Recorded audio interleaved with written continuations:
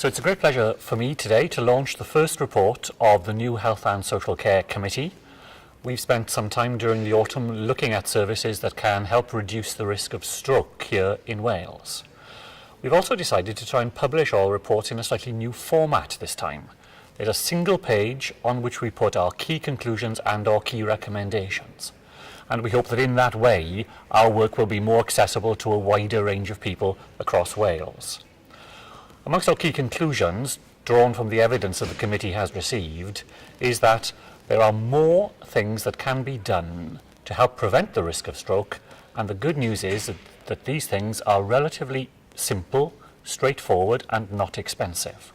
The problem is that they're not being done to the same standard everywhere in Wales.